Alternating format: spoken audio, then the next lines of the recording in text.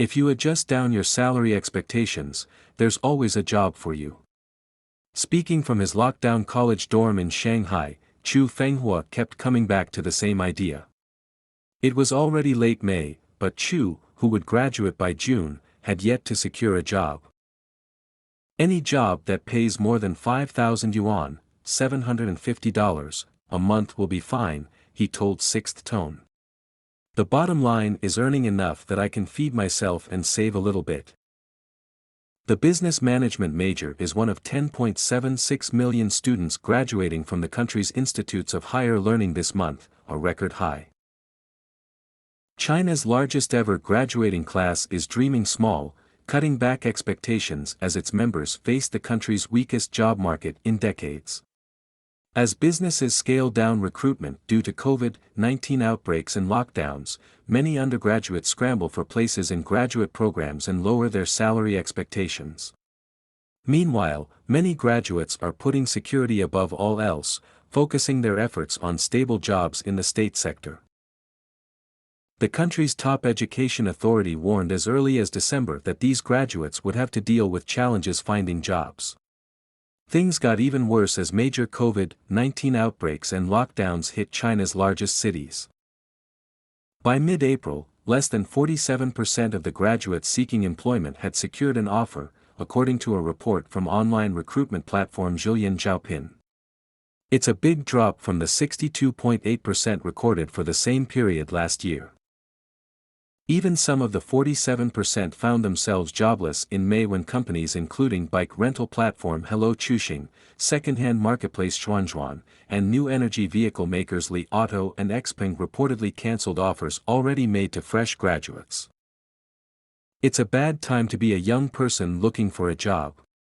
The unemployment rate for urban people aged 16 to 24 was 18.4% in May, far above the general urban unemployment rate of 5.9% for the same month, according to official statistics.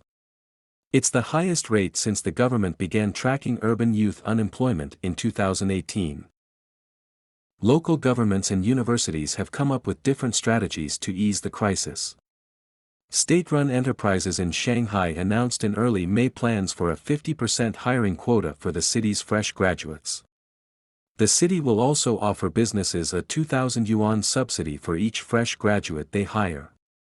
Schools are also making efforts to connect companies with their graduate students by organizing online job fairs. Chu was quarantined on campus from early March, like thousands of other university students in the city. But with graduation looming, he was anxious to get out for job interviews. I missed the fall recruitment season, since I was preparing for the postgraduate program enrollment exams in December, the 21-year-old said. Starting in September, the fall hiring season is the prime time for graduates to find a job in China. The spring season, which begins in March, is usually used only for supplemental hires. I knew I should start job hunting right after the exams. I didn't do well. Chu said. Around a third of his 40 classmates sat the graduate exams, while others applied for degrees abroad, Chu said. Few tried hard looking for jobs from the very beginning. We understand that a bachelor's degree is not competitive in this job market, he said. Besides, if we stay in school, we will be free from worries about finding a job for another 2 or 3 years. Who wouldn't prefer an easier life on campus? With graduate tuition usually no more than 5,000 to 10,000 yuan per year and campus food and housing heavily subsidized, it's a pretty affordable way to keep out of the job market for a few years. Higher degrees do seem to pay off. A research team from Peking University surveyed over 20,000 graduates from universities in 19 provinces in 2021, and found that each new degree gives the average student an approximately 50% bump in starting salary, from under 6,000 yuan a month for bachelor's degree holders, to just over 10,000 yuan a month for a master's, to almost 15,000 for PhDs. But the competition to get into postgraduate programs is also fierce. According to the Ministry of Education, 4.57 million students signed up to take the postgraduate program exams in December, an increase of 800,000 from the previous year. Get a job listed in the official headcount of a public institution, known as the Bianji system, and you can count on stable work and security. But competition for these jobs is fiercer than ever. Scarce, a graduate student in Japanese language studies, aims for a Bianji job like teaching in a public school. I'm an introverted person. I've been a quiet girl since childhood, and I want a strong sense of security from a job, she said. When her university went into lockdown in early March, Sher was devastated but decided to change her mindset. I was thinking about preparing for the next fall hiring season, she told Sixth Tone. If I can't catch the first train like many others, it's just better for me to review what I did wrong in my previous interviews. Like graduate school, getting into the civil service requires a top score on an exam. Over 2 million people, many of them fresh graduates and young people, signed up for the civil servant exam this year. This number had been fluctuating between 1.3 million and 1.6 million in the previous 12 years. This year, an average of 68 candidates will be competing for one civil servant job. Challenges for fresh college graduates in finding jobs have been persistent since the early 2000s, when China expanded university enrollment. The problem has only worsened over the years despite many measures taken to ease the strain. The crux of the matter is the ever-growing number of graduates who can't meet the demands of the job market, several human resources experts said. There has been a mismatch between students' expectations and market realities, they said. The job market mismatch reflects the fact that China's education system has lagged behind the country's industrial transformation, experts said.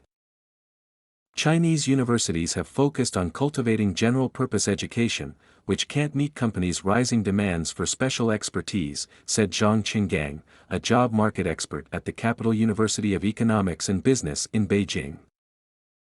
The biggest problem for China's higher education system is a disconnect with social needs, said Xiong Bingqi, president of the Beijing-based 21st Century Education Research Institute. In August 2021, the State Council issued a job market development plan requiring universities to improve their academic discipline setting to better respond to market demands. But in practice, universities are hesitant to make major changes due to concerns over heavy costs and potential risks, Zhang said. Experts have long called for China to promote vocational education to improve the structure of the supply of talent. In September 2020, 9 central government departments, led by the Ministry of Education, issued a guideline with the goal of expanding the share of vocational school enrollment and establishing a higher education system for vocational training. But for many Chinese families, vocational schools are not seen as a promising option.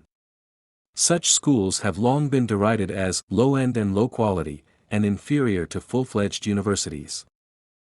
To alter that mindset, educational evaluation standards should be diversified, said Chu Zhaohui, a researcher at the Chinese Academy of Educational Sciences. One of the important pursuits of the modern vocational education system is to cultivate talent suitable for model social development, and that requires the establishment of a social value system that respects the equality of all people, Chu said.